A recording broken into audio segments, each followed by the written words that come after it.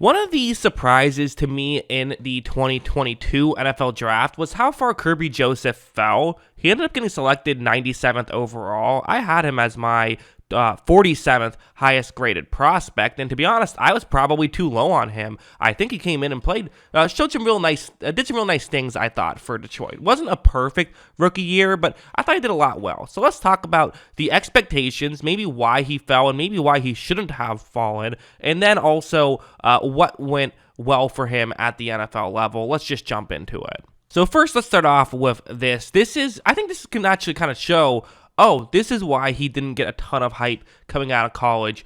This is his Pro Football Focus draft profile. So you have his grades each of the last 3 seasons. But actually, the first thing to talk about might be the snap count of the last 3 seasons. You see defensive snaps, 717. So, okay, good sample size in 2021. But in 2020, just 69 snaps, and then only around 200 in 2019. So he's really kind of a one-year wonder, and even the snaps that he did have prior to 2021 weren't particularly great. So that right off the bat, I mean, yeah, that's going to, he played in Illinois, which isn't exactly, North Dakota State University, but it's not exactly in the, against Alabama. You're not exactly going against Alabama game in and game out either. So there's, that's reasonable to bring up that, okay, 1 year, not the highest degree of competition.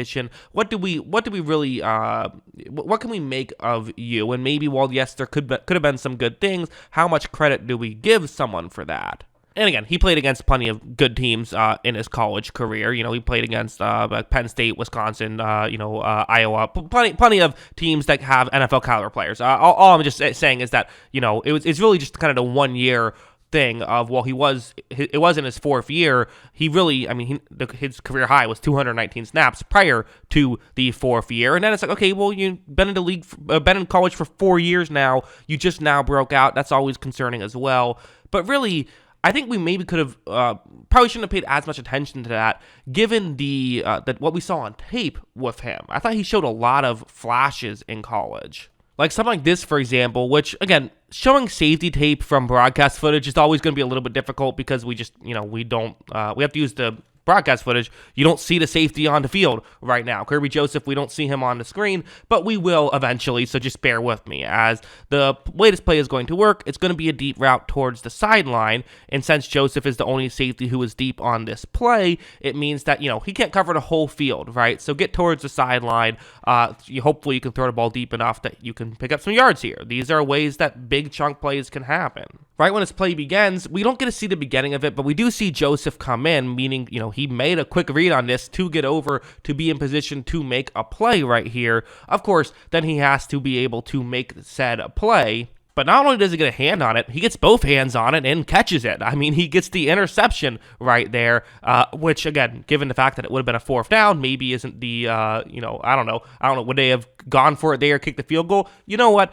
Sure, you pin yourself deep. You'd rather have the football, I think. Good play by Joseph to get the interception, but just a good play in general. And we saw him do this kind of stuff very consistently, and these are types of things you want safeties to be able to do at the NFL level. These are kind of things you typically look towards, which is why, in hindsight, perhaps he got a little bit, overlooked, I would say. A play like this is another great example of just his awareness, just understanding, what's going on. For safeties, you can make the argument safety is the second most mental position in football behind quarterback. It is so important to have a good understanding of the game and just have a good football sense, and Joseph does, where he just, being sort of free safety here in the red zone situation. So it's kind of just, hey, if you see someone get open, make sure you cover him. Right when this play begins, I think he does a pretty good job of standing into where passing lanes could be, but notices that the quarterback is starting to move in the pocket. He reads this very well. Because of that, Joseph is going to be able to kind of track him down right here, and he is going to eventually get to the quarterback for a sack on that play. That's a very good football play by Kerby Joseph. So again, we saw the flashes, and these are just a couple examples, but there definitely were some flashes at the NFL level. Excuse me, there were some flashes at the college level to suggest he could be good at the NFL level, is what I meant to say. But so how did it work out? How has it worked out at the NFL level? Well, let's go over here. So these are some PFF grades, game in and game out PFF grades. So you have what's I think interesting is the final score of a 64 grade. That's nothing crazy. That's not great. That would be 53rd out of 88 eligible safeties. So he looked like an NFL player, but not like a star necessarily year one, which, hey, for a pick 97, you'll certainly take that. For a late third round pick, yeah, that's still pretty good value.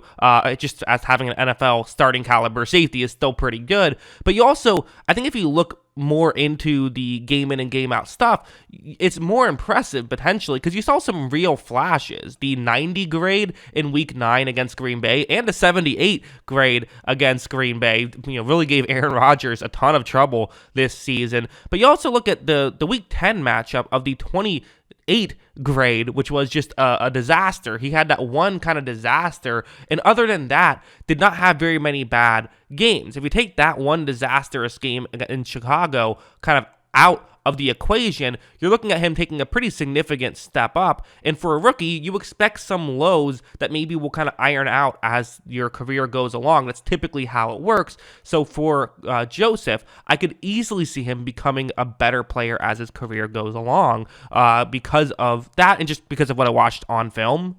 I mean, going over here, as I said, Joseph gave Aaron Rodgers a ton of trouble. He had 3 interceptions off Rodgers in his rookie year. That's always pretty good. But this one actually isn't an interception. I just think it's a really good play by him. So it's going to be a cover 2 zone. That's what the Lions are doing here. Right when this play begins, Rodgers has a situation that he likes. I mean, Aaron Jones is going to get kind of into a gap right there past the linebackers, but underneath the safety, Kerby Joseph, Rodgers feels like he can fit the ball through this window, which is a tough window for him to fit it through, largely due to the fact that it's a tough angle. He's currently on the hash marks towards the top of the screen. Jones is all the way outside the numbers towards the bottom of the screen. But here's the thing, it's Aaron Rodgers throwing it. So he trusts that he can do that, which is understandable. But watch Joseph's read and watch his closing speed and ball skills on that. And he really, he was mad at himself for not getting the interception on that play, but it's still a great play by Joseph. And that's why I still like it and why I still wanted to highlight it is he's capable of doing that. And you had great, very smart quarterbacks like Aaron Rodgers underestimating him. You're not going to have that as much next year. I promise you that. I think he's a good player and did a lot of really nice stuff for the Lions. So I liked what I saw from him. But yeah, those are kind of my thoughts. What are yours? Let me know in the comments below. What do you think about Kerby Joseph? Always love hearing from you. And of course, as always, thanks for watching.